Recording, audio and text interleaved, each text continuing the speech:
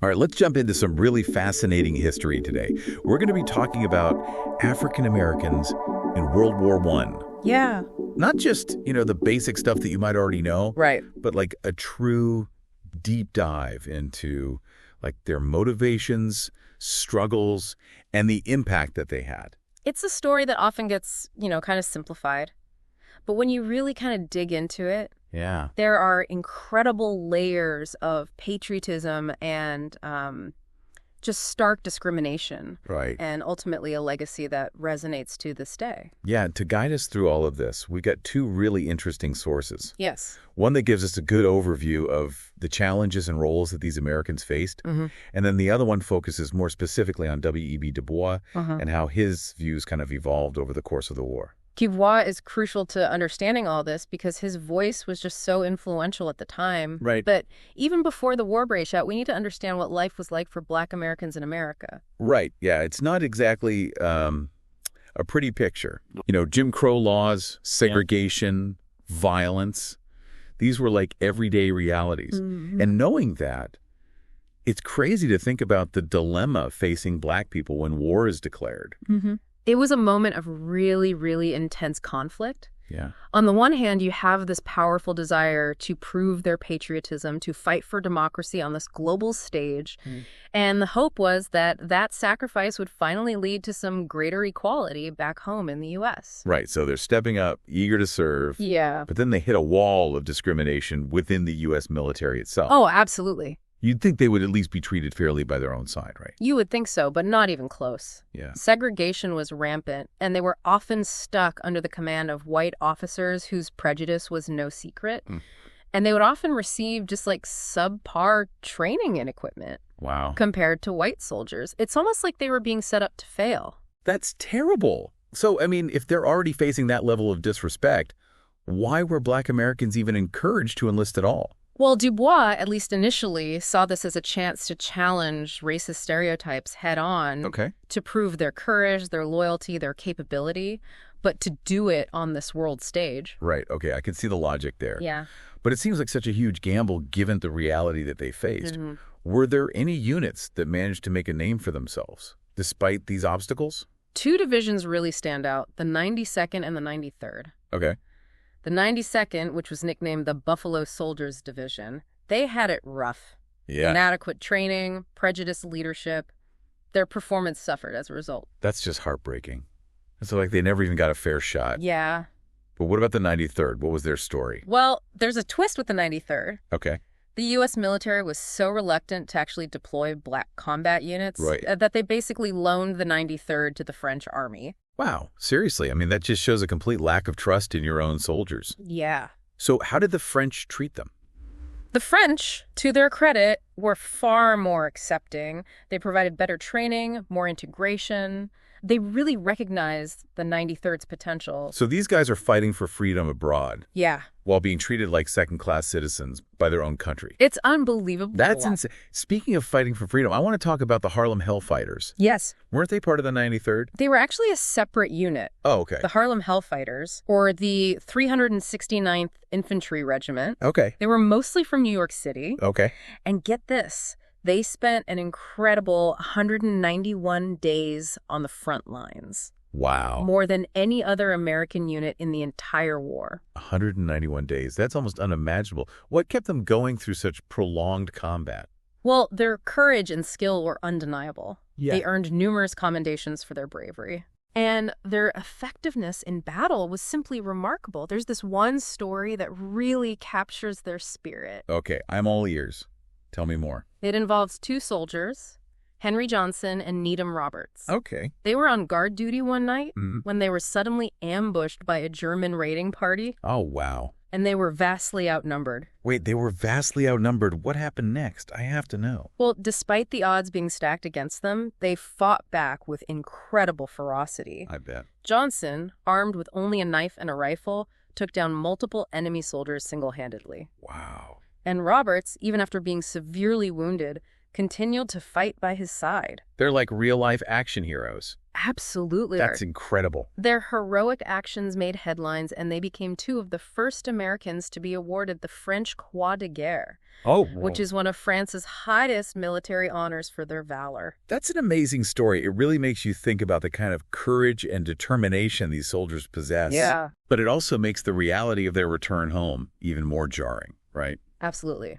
You see, while serving in Europe, many Black soldiers experienced a level of respect and camaraderie that was just unthinkable back in the segregated United States. Yeah. French civilians and soldiers often treated them with dignity and fairness, which was a stark contrast to the prejudice they faced from their own countrymen. It's a real gut punch, isn't it? Risking your life for a nation that doesn't even recognize your basic humanity. Yeah. Did the U.S. military even try to acknowledge the positive reception these soldiers were getting in France? Well, actually, the U.S. military was deeply concerned about the positive relationships forming between Black soldiers and French citizens. Really? So much so that they tried to intervene. Seriously?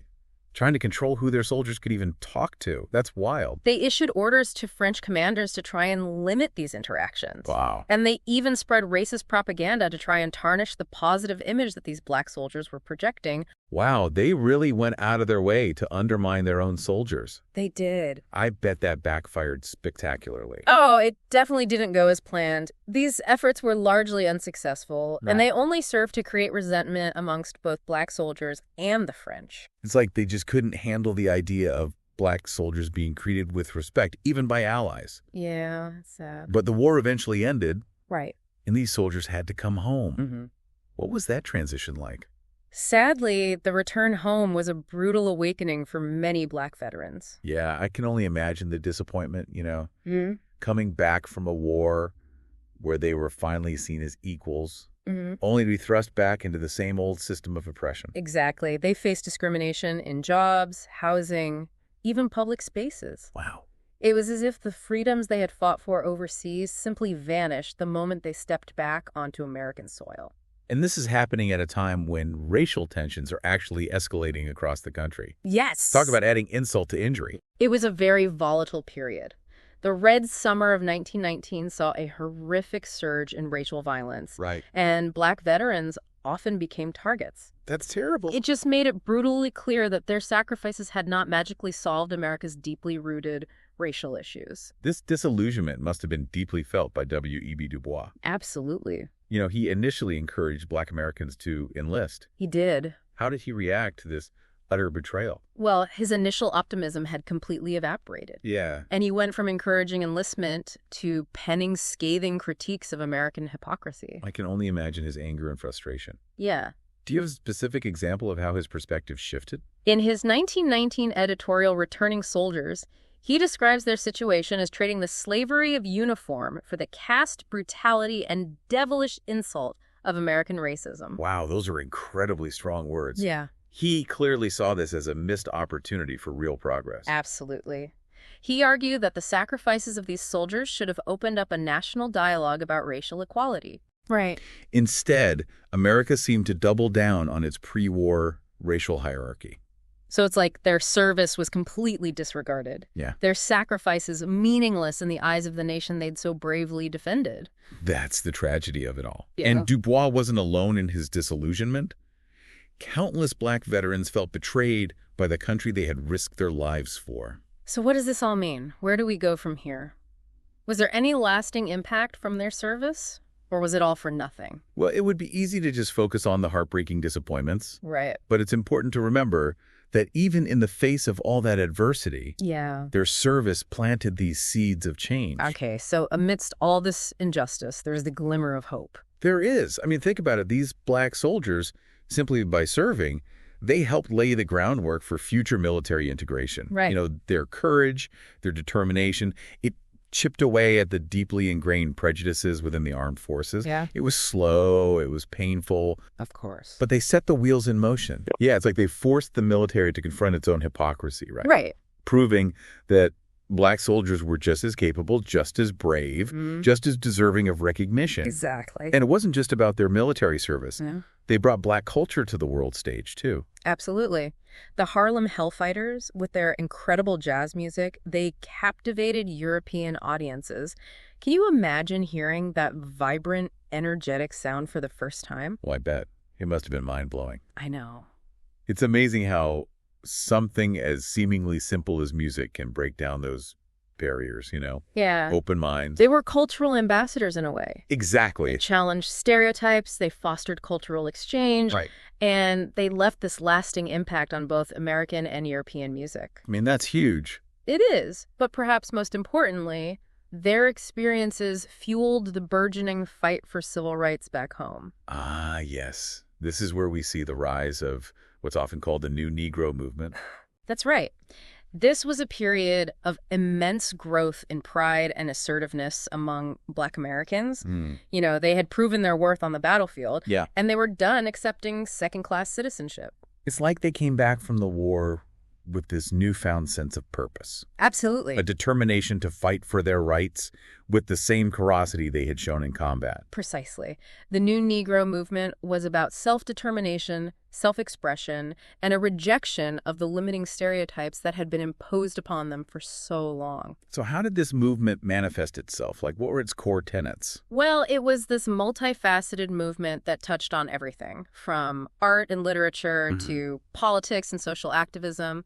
It was about reclaiming their narrative, celebrating their heritage, Yeah. and demanding full equality in all aspects of American life. Sounds like a true cultural awakening. It was. Were there any, key figures or events that stand out? Oh, absolutely. Think about the Harlem Renaissance. Right. Just this explosion of creativity in literature, music, visual arts. Right.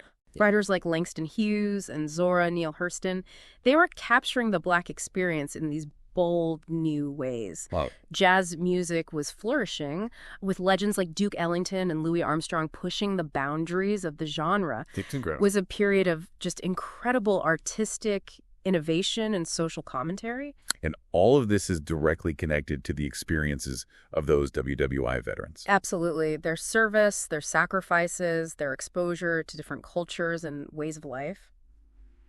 It all played a role in shaping this new era of Black consciousness. Right. The New Negro movement wouldn't have been possible without the groundwork laid by those who served in the Great War. It's incredible to think about the ripple effect of their actions. Yeah.